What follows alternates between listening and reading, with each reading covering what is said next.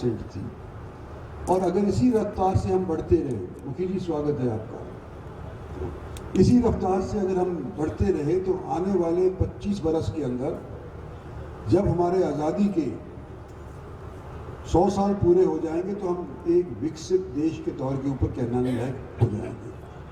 अब इस चीज़ के लिए हम सपना तो देखें, लेकिन सपना देखने के लिए और उसको अमली जामा पहनाने के लिए हमारे को लोगों का सहयोग चाहिए। हमारे को नरेंद्र भाई मोदी की सरकार दोबारा चाहिए और उसको बनाने के लिए मैं एक जरिया हूँ, आपका अजीज हूँ, आपका हमसफ़र हूँ, आपका साथी हूँ। और मेरे माध्यम से अगर मुझको एमपी बनाती हो तो देश के अंदर मोदी की सरकार फिर से आती है।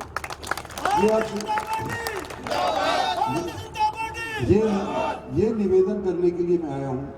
और मैं अभी आज शाम को मेवात के अंदर एक जलसे के अंदर बोल रहा था, तो वहाँ पर भी मैंने कहा था, देखो जब भी मैं इलेक्शन लड़ा हूँ, जब से मेवात हमारा हिस्सा बना है, 2009 से मैं इस लोकसभा क्षेत्र से जीतता आया हूँ।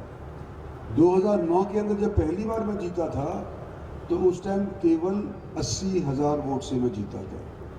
फिर 14 का इलेक्शन आया, भारतीय जनता पार्टी ने मेरे को टिकट दिया, मैं 2.5 लाख वोटों से जीत करके आया। सन 19 के अंदर फिर से इलेक्शन हुआ और मैं 3.25 लाख वोटों से जीत करके पार्लियामेंट में हमारे लोगों ने भेजा। आज मैं फिर से 24 के अंदर भारतीय जनता पार्टी की टिकट के ऊपर लड़ रहा हूँ। जीत मेरी पहले की निस्बत ज़्यादा होगी, ये मुझे मालूम है, मुझे एक्सपीरियंस है, मुझे पता है।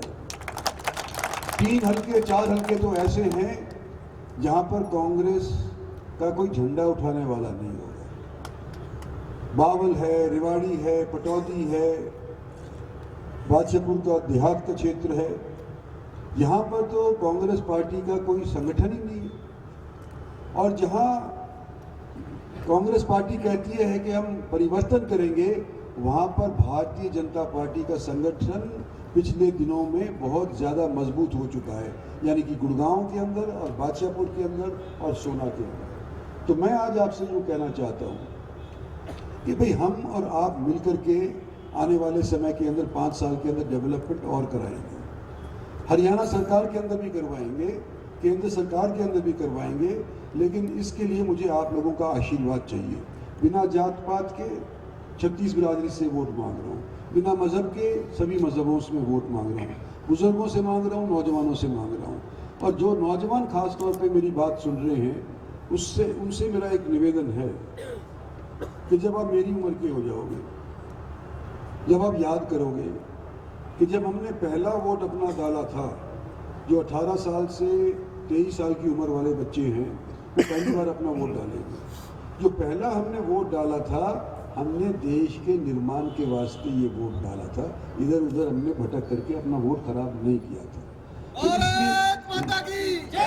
इसलिए 4.5 लाख वोट ऐसे नहीं जो 18 और 23 साल की उम्र के बीच के हैं।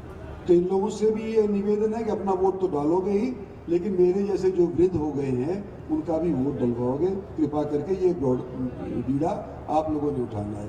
तो ये हमारे प्रत्याशी कॉरपोरेशन के जीते हों हारे हों सारे हाजिर हैं। चेयरमैनी के दोनों तीनों शाम की मीटिंग हुई और सिर्फ 12 घंटे के नोटिस के ऊपर यहाँ पर इतनी भारी तादाद के अंदर लोग जो उपस्थित हुए हैं, तो मुझे तो बड़ा अचंभा हुआ है कि पहले इतने लोग मैंने कभी इतने शॉर्ट नोटिस पे नहीं देखे। मुझे पूरी उम्मीद है कि सोना एक तरफाई तौर के ऊपर भारतीय जनता पार्टी को वोट देगा।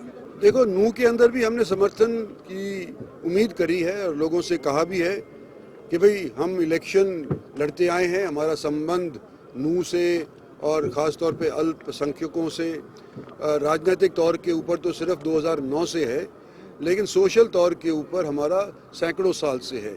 यानी कि मेरे पूर्वज और नूह वालों के पूर्वज एक ज़माने के अंदर 1857 के अंदर दोनों मिल करके अंग्रेज़ों के खिलाफ पहली आज़ादी की लड़ाई में लड़े थे।